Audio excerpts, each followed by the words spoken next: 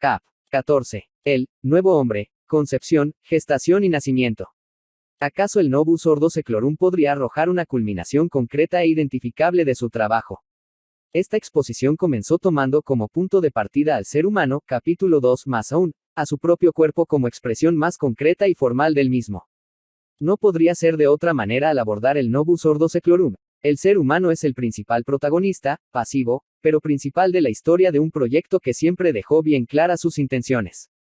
Es el ser humano, o con más propiedad, lo humano, lo que se intenta erradicar, superar, educar, mermar, controlar, potenciar, transformar, innovar, mejorar, evolucionar.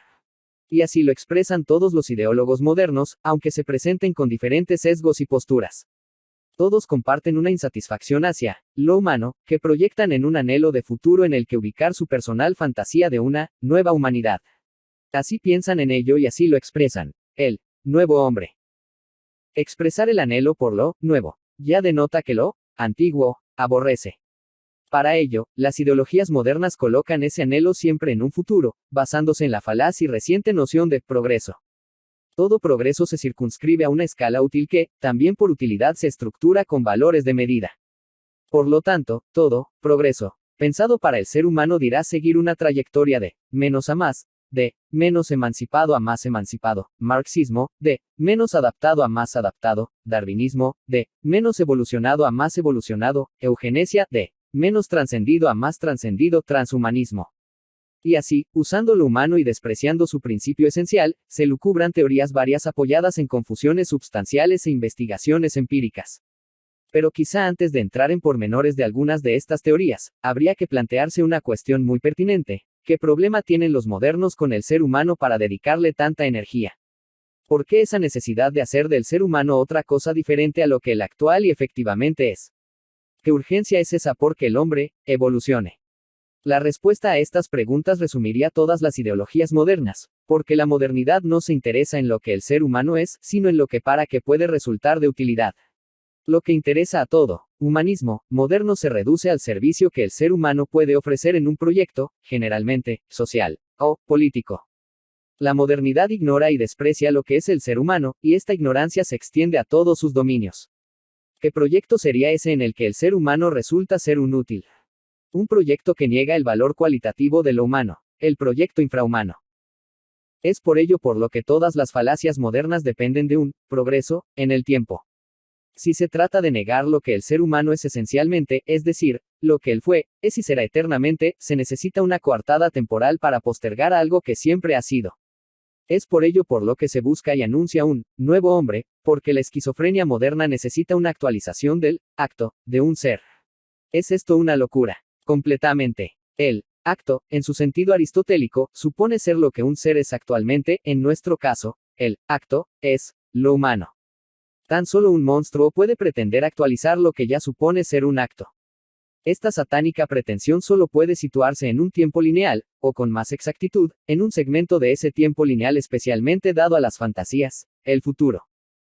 Sin embargo, el nuevo hombre de la modernidad no solo supone ser una loca teoría fantástica, sino que también resulta ser una lamentable praxis que han sufrido los seres humanos en los últimos 200 años. Mientras los teóricos modernos expresan la esquizofrenia luciferina con novedades, los seres humanos sufren en su cuerpo la puesta en práctica de dicha locura. Esa es la sigilosa y pérfida estrategia tradicional, hundir al hombre alegando intentar levantarlo, pisar su cabeza con pretexto intelectual, acabar con lo humano en nombre de lo humano.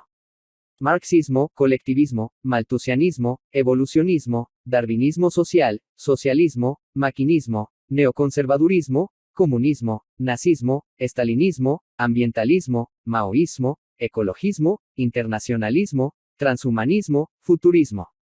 Toda ideología moderna, después de aplastar al ser humano, se justifica diciendo, lo hemos hecho por tu bien, y por el bien de todos. Aquí, bien, en realidad quiere decir, mal, aquí, todos, quiere decir una abstracción de rebaño irreal que los modernos llaman, sociedad. Precisamente por todo esto, lo social, es el contexto científico en donde se ha concebido el monstruoso concepto que, al nacer, culminaría la gran obra del Novus Ordo Seclorum, el nuevo hombre. Con vistas a dicho nacimiento abortivo, será aquí expuesta en primer lugar su concepción. Concepción del nuevo hombre, la ideología moderna. Si el ser humano se define por su esencia, el único cambio que puede darse en lo esencial será siempre cualitativo. En palabras más claras, lo único, novedoso, que se puede encontrar en un nuevo hombre, es precisamente la ausencia de humanidad. Imaginemos esto. Algún matemático desorientado anuncia la existencia de un nuevo número 3. ¿Qué posibilidades hay de que este nuevo número 3 sea un fraude basado en una falacia matemática? Todas las posibilidades. Lo humano nunca podrá ser nuevo, lo que si resulta ser nuevo, novísimo. Es el concepto de nuevo hombre, teorizado por pensadores modernos. La pasión por la novedad constante es recentísima, y esta se hace científica a través del evolucionismo, propio de toda concepción científica moderna. De nuevo, es el siglo XIX el contexto histórico donde se concibe el término nuevo hombre como objetivo de un trabajo llevado a cabo a través de las diferentes ramas científicas: social, biológico, económico, tecnológico, químico, eugenésico. Por lo tanto, a pesar de que los más entusiastas apologistas del nuevo hombre hablen de su origen en Pico de la Mirandola, Leonardo da Vinci, Francis Bacon, Descartes, o incluso en el San Pablo neotestamentario, el nuevo hombre es una elucubración rabiosamente moderna. Es más, el concepto de nuevo hombre no es sino la secularización completa de lo humano hecha ideología.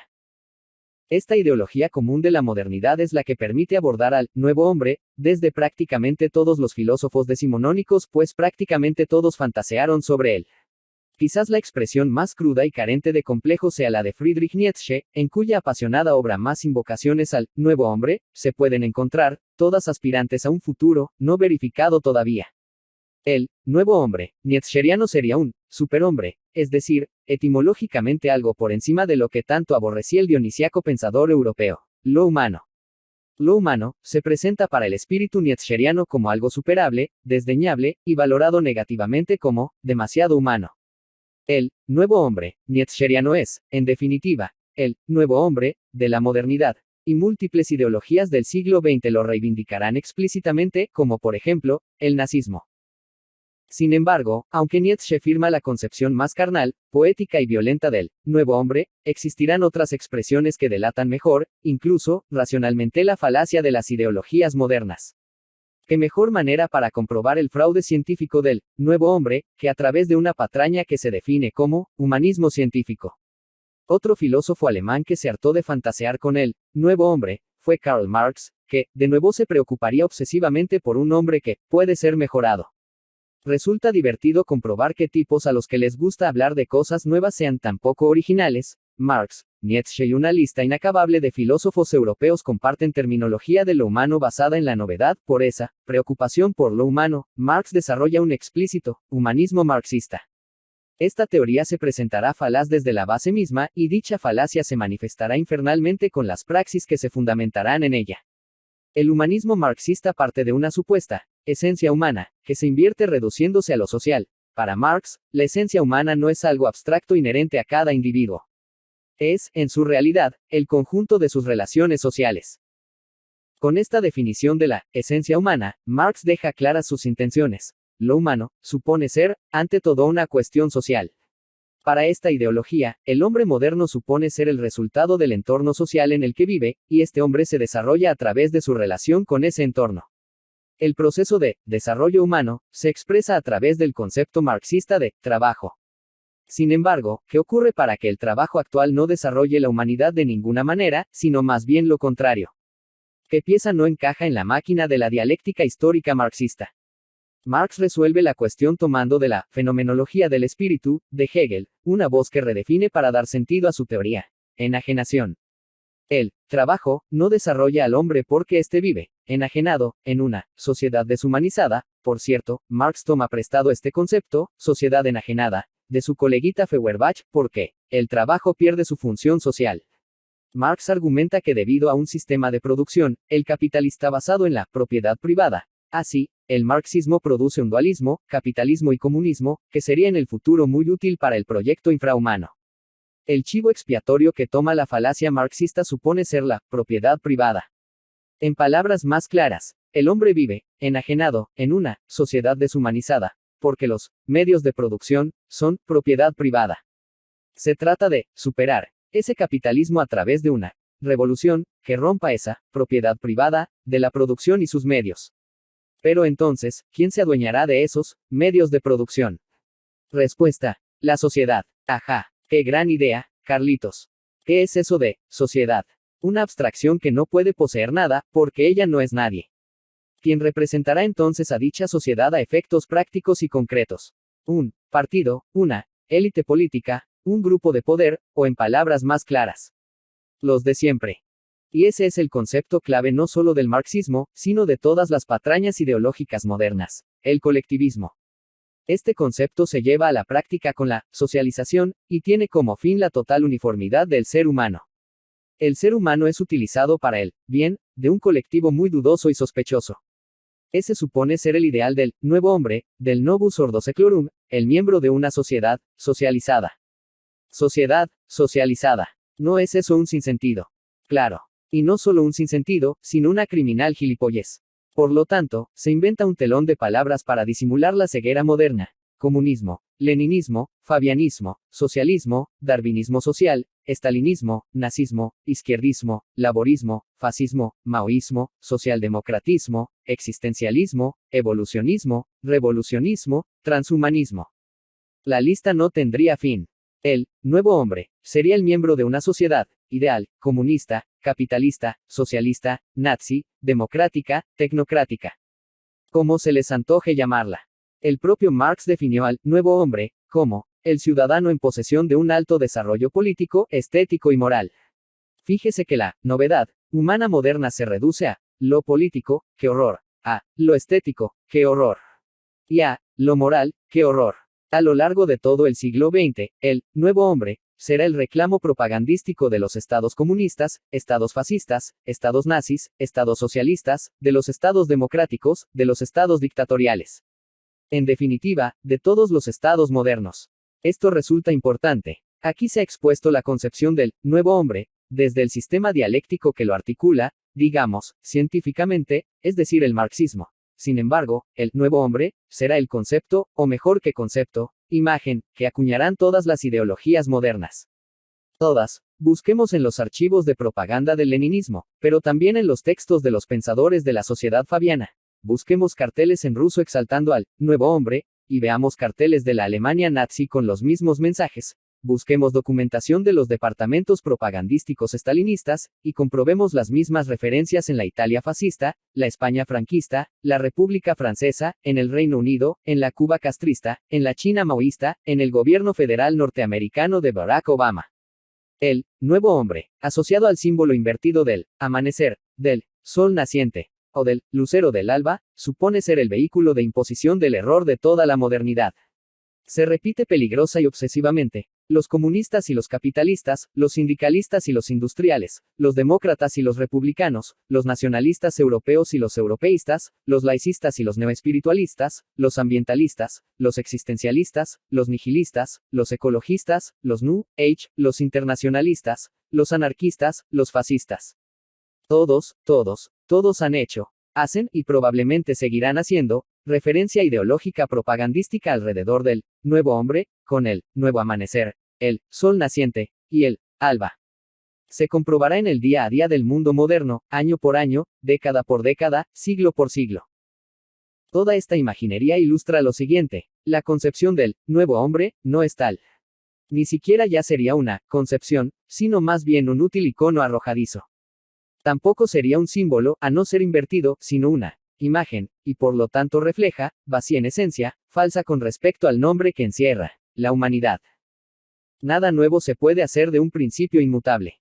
De la misma forma que nadie puede enunciar una nueva verdad, tampoco nadie puede concebir con propiedad un nuevo hombre. Solo a través de una inversión de los principios tradicionales se puede expresar esa falsa concepción fantasmal. El nuevo hombre, como falaz concepción moderna, supone ser, como siempre que se trata de algo moderno, una inversión de un principio tradicional. Necesariamente tenemos que dar algunas generalidades sobre dicho principio del que se sirve la inversión doctrinal del novus ordo seclorum. El hombre universal como principio tradicional, como ya se ha visto, el nuevo hombre, del novus ordo seclorum resulta ser nuevo, porque está insertado en el tiempo lineal, recuérdese capítulo 1. De hecho, la visión de humanidad no solo en el marxismo, sino en todo pensamiento moderno, se define a sí misma como histórica. Peor aún, el nuevo hombre se proyecta útilmente en un futuro siempre inmediato, tan inmediato como la zanahoria colgada que sigue un burro. Eso basta para saber que ese nuevo hombre no es un principio, pues los principios, en su sentido metafísico, no están circunscritos al tiempo, son pre-existentes, y, no sobra decirlo, prescinden de hacerse novedosos. Todas las tradiciones, repetimos incansablemente, todas las tradiciones expresan un principio metafísico de humanidad, que conformaría la esencia, en contraposición a substancia. El nombre, en sánscrito, nama, lo humano, dentro del ser humano. Por lo tanto, estamos hablando del principio que haría posible la manifestación humana, tanto en toda su vasta visión integral, como en la parcial perspectiva de cada individuo humano.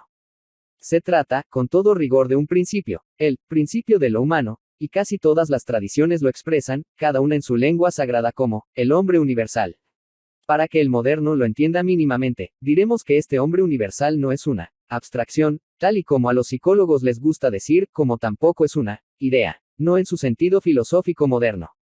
El hombre universal, en lenguaje occidental, sería un inteligible, al modo que se entendía en ciertas corrientes de filosofía clásica. Y siendo un inteligible, sería mucho más que eso. El hombre universal aparece ya explícitamente en la tradición extremoriental más antigua, y su contenido doctrinal se extiende integralmente por todas las tradiciones. Incluso, desde una perspectiva histórica, la última expresión tradicional, el Islam, guardaría ese principio no solo en su contenido inmaculado, sino con su misma expresión formal, es decir, el hombre universal, en árabe, al-insan al-kamil. El hombre universal fue un principio de suma importancia en doctrinas esotéricas extremorientales, es decir, lo que se acostumbra a llamar taoísmo, de la misma manera que al-insan al-kamil es un principio de suma importancia en doctrinas esotéricas musulmanas, es decir, lo que se acostumbra a llamar sufismo, cuando se podría llamar con más propiedad, tasawwuf. Poco importa en árabe, en griego, en sánscrito, en hebreo, en pali, en arameo, en chino o en otra expresión humana, el hombre universal es, desde y para siempre, un principio metafísico esencial, no afectado por los accidentes substanciales, y por lo tanto fuera del dominio temporal. No es ni necesita ser nuevo, de la misma forma que tampoco es viejo. Es un principio tradicional, y su expresión se apoya en dicha tradición inmutable en esencia, sanatana, dharma, y adaptable bajo formulaciones efectivamente autorizadas. En la expresión indoaria, el hombre universal se correspondería a Manu, el cual no es un hombre mítico, al modo que lo interpretan los orientalistas modernos, como tampoco un hombre histórico, o peor aún, una leyenda. El Manu hindú o Manava sería el principio del hombre que expresa no solo su cualidad como tal, sino su lugar en el equilibrio cósmico que se designa como Dharma. La ley de Manu no sería una ley social, ni un derecho, ni algo comparable a una legislación, como la entiende el moderno, tal y como hizo el tonto de Nietzsche en su El Anticristo. Sería la ley regente entre el cosmos y el hombre. Quien transmite esa ley, y la expresa según las circunstancias, es el Manava, literalmente, el que posee la facultad mental, manas, en inglés, man en definitiva, el hombre. En ciertas expresiones pertenecientes a lo que se acostumbra a llamar el tantrismo, el hombre universal se expresaría con términos como Mahavira, Mahayogi, Purusa, Shiva, Adinath. Todos ellos corresponden, según el contexto, a ese mismo hombre universal. En muchas de esas expresiones, este principio es descompuesto en teorías que estructuran su integridad en 7 niveles.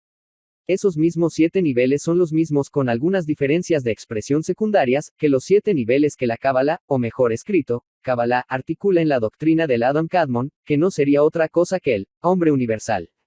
Más adelante, nos apoyaremos en la autoridad de estas dos expresiones tradicionales, el Tantra Saiva expresado en sánscrito y la Kabbalah del pueblo sefardí expresada en hebreo, para exponer y denunciar la inversión del principio aquí tratado. Por ahora, estas generalidades sirven para demostrar lo que este libro ya ha demostrado una y otra vez. El Novus Ordo Seclorum no es más que una inversión paródica de la tradición primordial. Todos los principios verdaderos son deformados, pisoteados y finalmente invertidos en su contenido para expresar una útil impostura, la doctrina luciferina de la modernidad. Todo en ella es falso, todo en ella es enfermo. Nada en ella es verdadero, nada en ella es humano.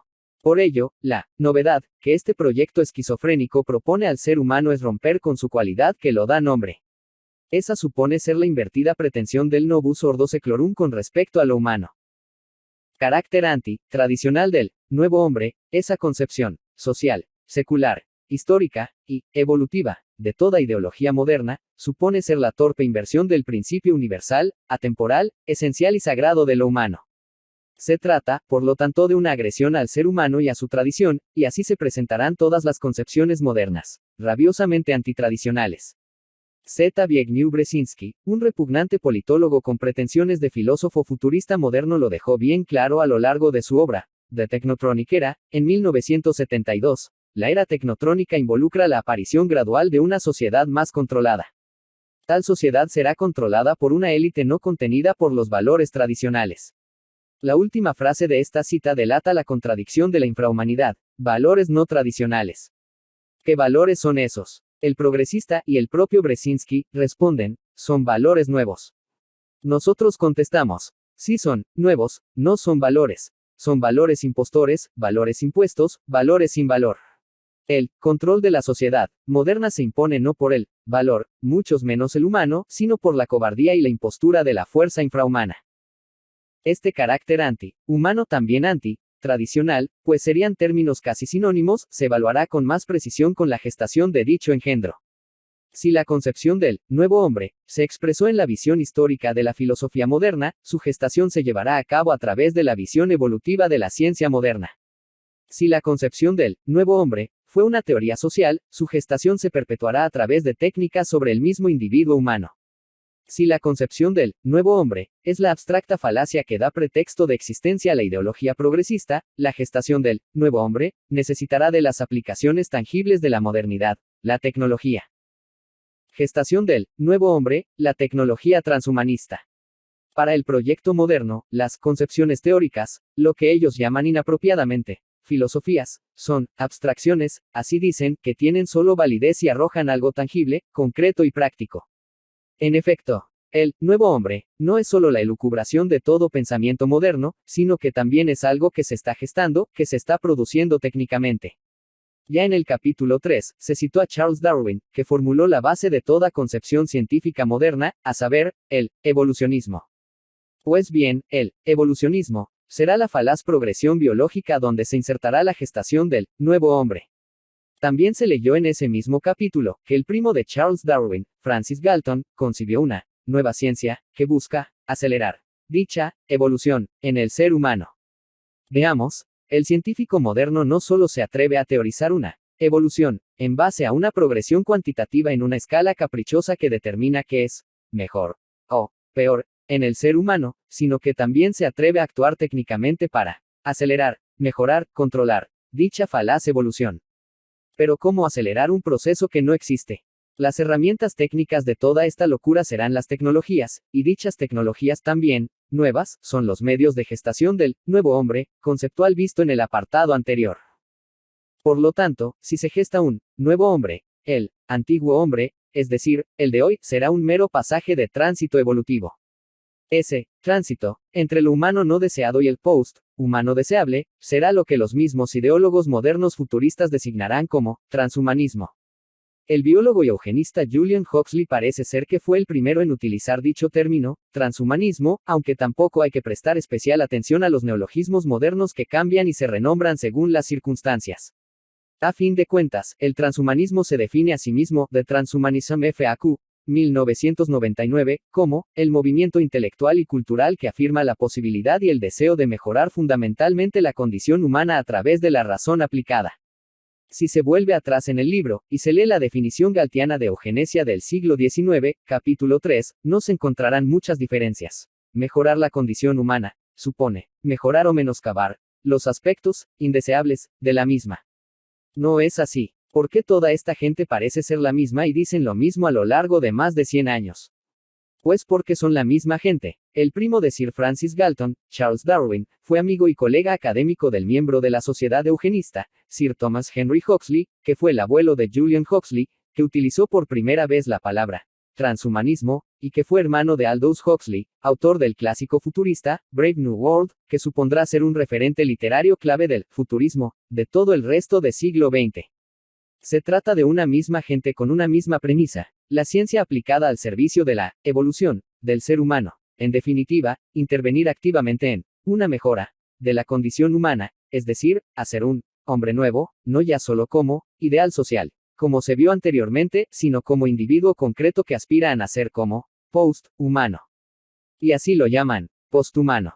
Según el ideólogo transhumanista Raymond Kurzweil, la evolución biológica es muy lenta para la especie humana.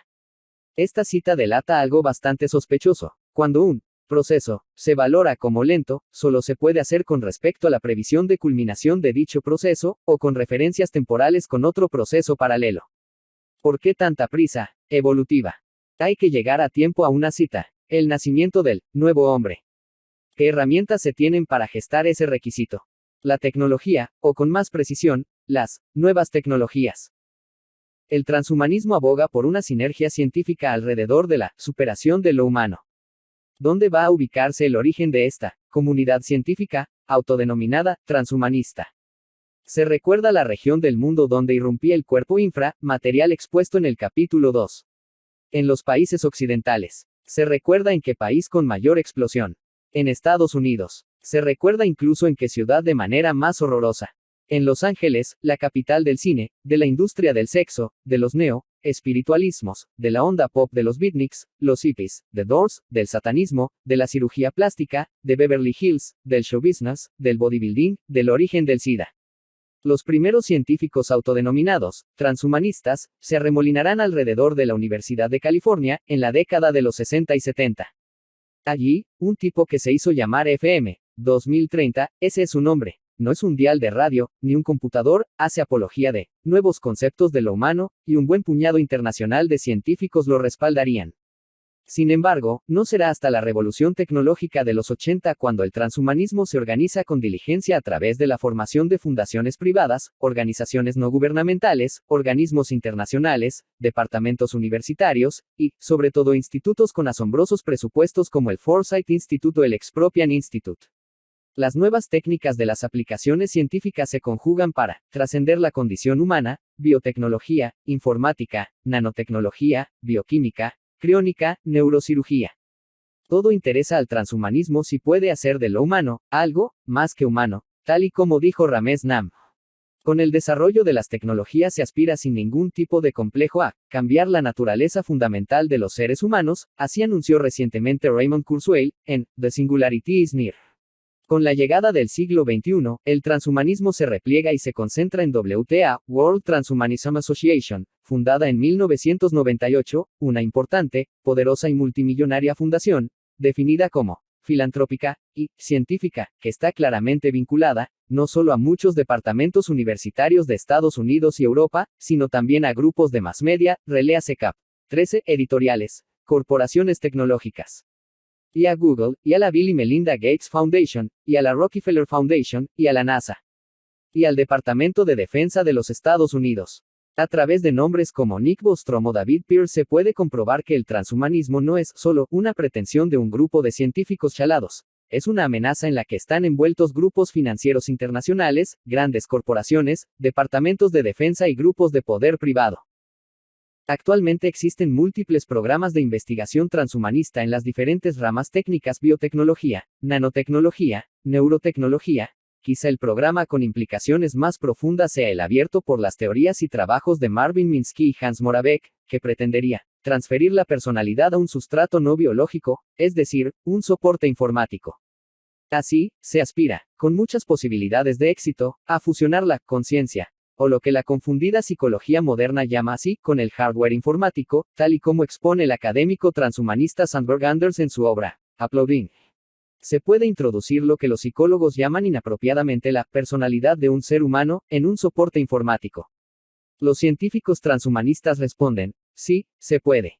Y estamos trabajando en ello. La fusión cerebro-hardware supondría el éxito de la cibernética desde una doble perspectiva. Hombres con componentes informáticos en su estructura biológica, y computadoras con conciencia y personalidad, al modo humano que define la psicología moderna. Así, la neurotecnología, la biotecnología, la biónica darían pie, en efecto, a una nueva forma de vida, que plantearía problemas inéditos hasta ese momento. Pero el transhumanismo no solo se queda ahí. El nuevo hombre de la gestación tecnológica moderna no sería solo un cyborg al que hay que esperar para ver en un futuro, mientras colocan chips a sordos, ciegos, ancianos y enfermos mentales. Existe una corriente transhumanista paralela a la biónica de Eric Drexler y otros, que piensa que el post-humanismo se alcanzará no tanto con la biotecnología informática, es decir, los hombres, computadora, sino con la ingeniería genética, o con una combinación de ambas tal y como el propio Kurzweil defiende. Según Gregory Stock, el post-humano se alcanzará con la modificación de los genes antes de que el ser humano nazca. Desde esta perspectiva, se modificaría la estructura genética para mejorar el nacimiento. Modificar los genes para mejorar el nacimiento, es decir, para garantizar un buen nacimiento, supone ser la misma etimología de la palabra eugenesia. Coincidencia etimológica. No solo las palabras coinciden. Se puede seguir el rastro dejado por la eugenesia de principios del siglo XX, científicos, universidades, fundaciones, y encontrar los mismos nombres propios en la vanguardia genética del siglo XXI. Este rastro común se puede ilustrar con rotundidad con los patrocinadores de estas investigaciones. ¿Quién hizo posible la Eugenics Record Office en 1910? La familia Rockefeller. ¿Quién hizo posible la primera conferencia internacional de eugenesia en Londres? La familia Rockefeller. ¿Quién hizo posible los viajes de eugenistas norteamericanos a la Alemania nazi? La familia Rockefeller. ¿Y quién hizo y hace posibles los programas de ingeniería genética, la vanguardia reprogenética del siglo XXI, o el infame programa Genoma? La familia Rockefeller. La eugenesia y el transhumanismo genético es una única y misma cosa, no solo en su etimología, no solo en sus definiciones y conceptos, sino también en la comunidad científica, política y financiera que es responsable de ella. Sin embargo, como la vanguardia científica del siglo XXI quiere evitar a cualquier precio toda relación con la palabra que designaba a la vanguardia científica de principios del siglo XX, es decir, la eugenesia, se inventan otra palabra para salir del paso, reprogenética. Entonces, se les puede hacer la pregunta: ¿ustedes no son los mismos tipos a sueldo del mismo jefe que desarrollaron la eugenesia? Y ellos responden: no, es que esto no es eugenesia. Es reprogenética, ¿entiendes? Esta desfachatez permite que estas cuestiones no trasciendan públicamente, y de hacerse públicas, es por medio de una abyecta divulgación científica apoyada en un mass media propagandístico que se vanagloria de los adelantos de la ciencia, y de las maravillas tecnológicas. Mientras el hombre moderno se queda con la boca abierta leyendo revistas de divulgación científica, viendo documentales de TV por cable, comentando videos científicos en YouTube, nadie se atreve a decirle lo que están haciendo con él sin su consentimiento. Nosotros tenemos valor para decírselo. Están haciendo una cosa nueva que finaliza la función del ser humano. ¿Cuál es la materia prima para fabricar esa cosa? Tú.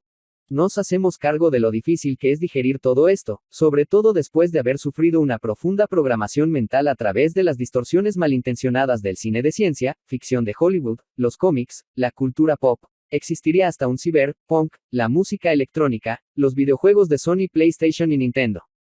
Sin embargo, así es, y así está siendo. El nuevo hombre del proyecto de la fuerza infrahumana se está gestando por medio de las aplicaciones neo-tecnológicas. Ya existen y están divulgados chips minúsculos que se inyectan y operan bajo la piel humana. Ya existen y están divulgados dispositivos nanotecnológicos de funcionamiento microscópico que funcionan en el organismo humano. Ya existen y están divulgados soportes biotecnológicos integrados en enfermos y discapacitados varios. Ya existe y está divulgada la posibilidad tecnológica de la modificación genética de niños a la carta. Ya existe todo esto, y aun con todo, no es sino una ínfima parte de la actual amenaza a la cualidad humana. Un referente, filósofo, de este infame transhumanismo, quizá el más importante, el ya citado Ray Kurzweil, vaticina una singularidad tecnológica que irrumpiría, según él en algún momento de la primera mitad del siglo XXI, y que, literalmente, cambiará la naturaleza fundamental de los seres humanos. Si esto fuera cierto, el nuevo hombre, sin ser hombre, nacería, en efecto, como algo nuevo. Pero es posible el nacimiento del nuevo hombre. El nacimiento del nuevo hombre, la completa inversión luciferina del principio humano. ¿Es posible el nacimiento del nuevo hombre? No. Ya se ha visto que su concepción es una falacia, que su gestación es una monstruosidad, y que su existencia depende de un futuro continuo. Por lo tanto, no se puede decir con propiedad que nazca algo así, mucho menos un hombre, por muy novedoso que éste sea. Puede, eso sí, irrumpir la presencia de cosas difícilmente definibles, producirse engendros con apariencia familiar, manifestarse horrores desconocidos hasta el momento. Pero nada nacerá de un error semejante. Sin embargo, como esa es y será la expresión utilizada por sus productores, el nacimiento del hombre nuevo, es la que aquí se va a utilizar para referirnos a la culminación del Novus Ordo Seclorum, a sabiendas de que nada verdadero encierran dichas palabras.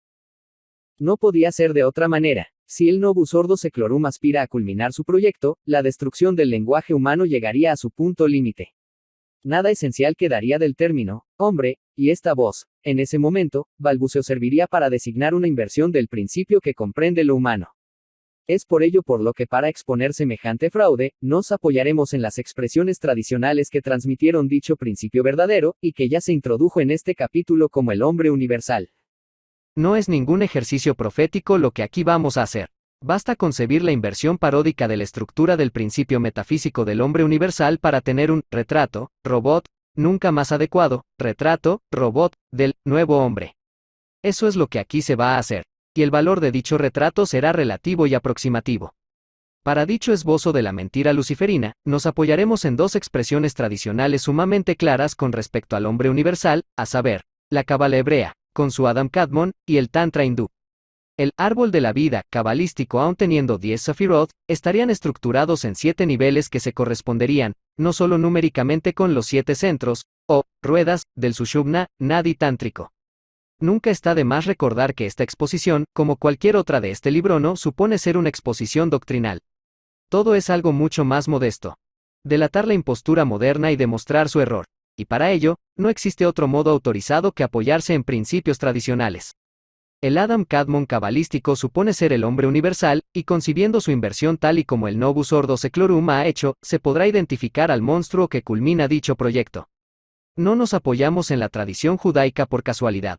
Precisamente la fuerza infrahumana ha utilizado, y utiliza, la cábala infame y desautorizadamente, y la invertida expresión de la doctrina luciferina, tratada en el capítulo 4, ha usado y se ha servido del lenguaje y la numerología de la cábala para llevar a cabo su ignominiosa obra.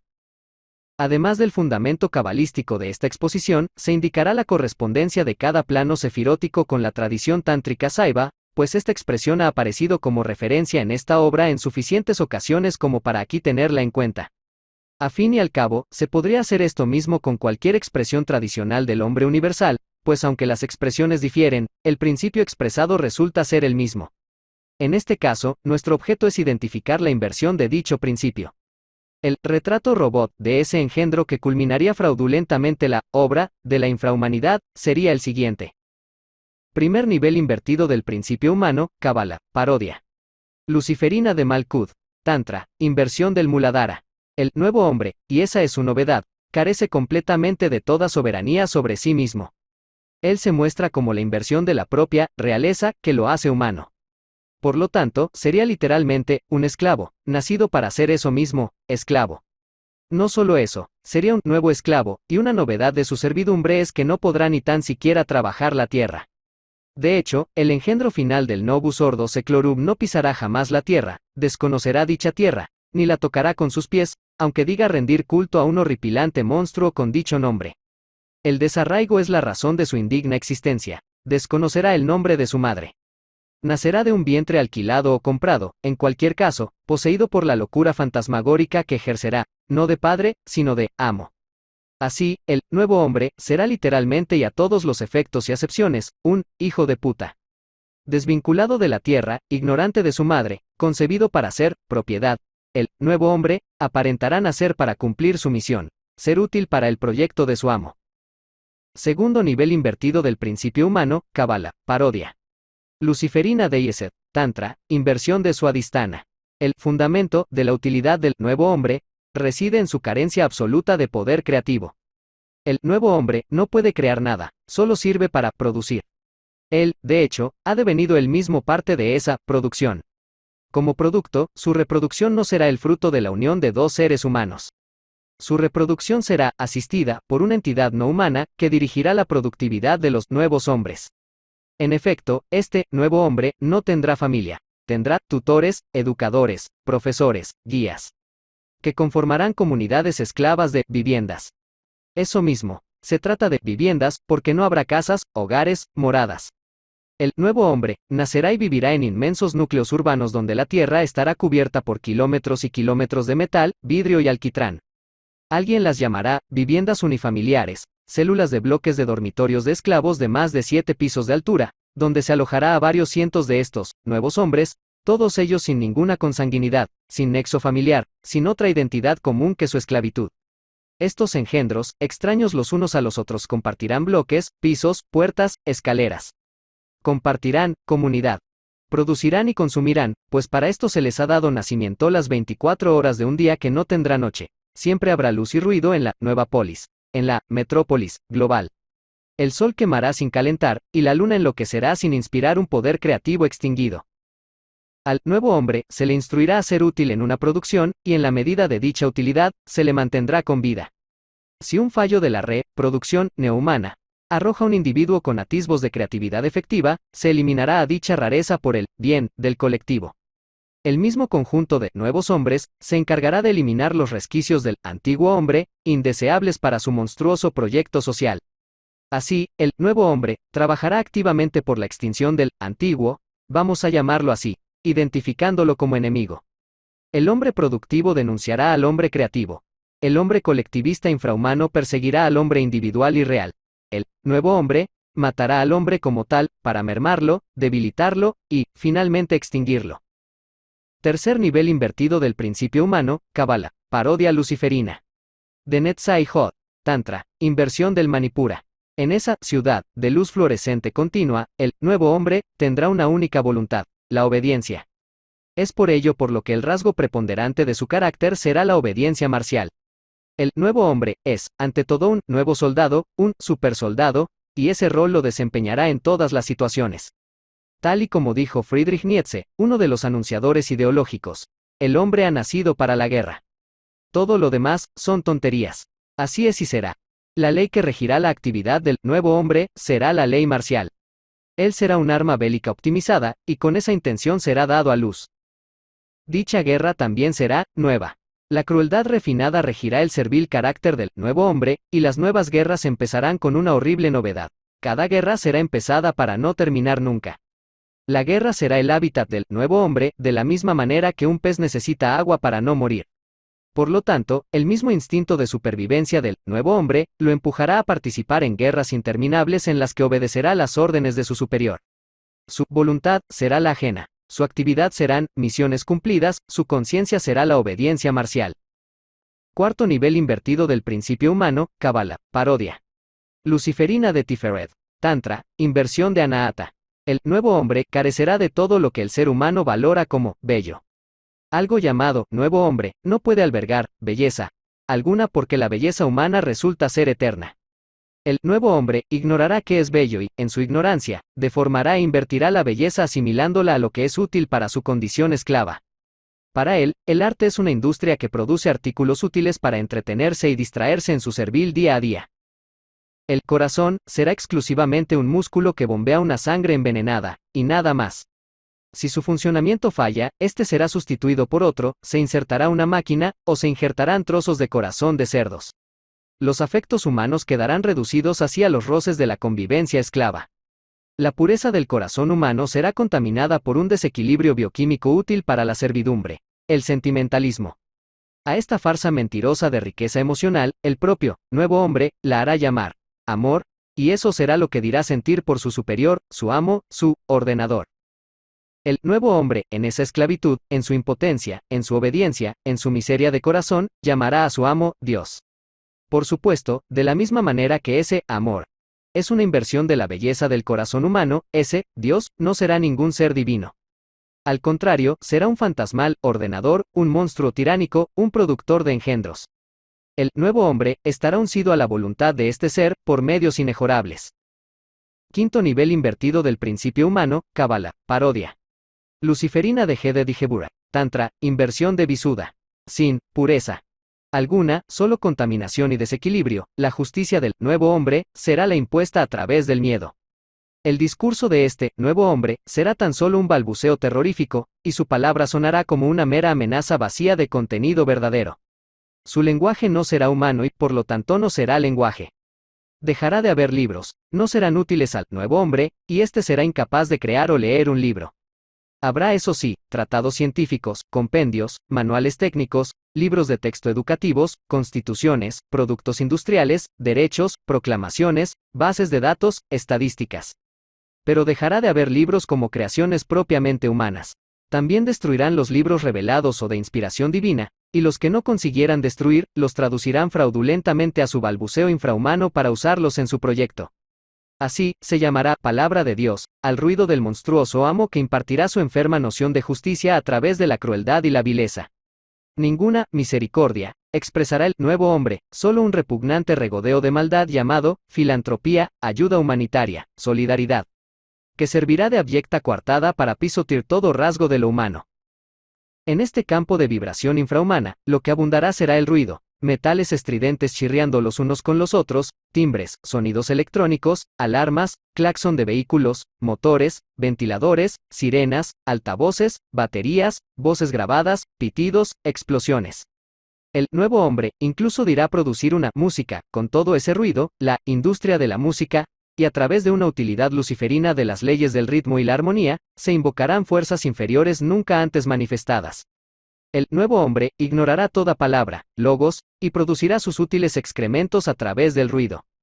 Nada será más ajeno al nuevo hombre que el silencio y la inocencia. Sexto nivel invertido del principio humano, Kabbalah, parodia luciferina. De Hokmaivina, Tantra, inversión del Aina. Es inteligente el nuevo hombre. No, nada, ni un poco. La inteligencia es la facultad que da acceso al conocimiento. Al nuevo hombre le interesa la información, y para este interés no precisa de ninguna inteligencia, sino de un procesador de información.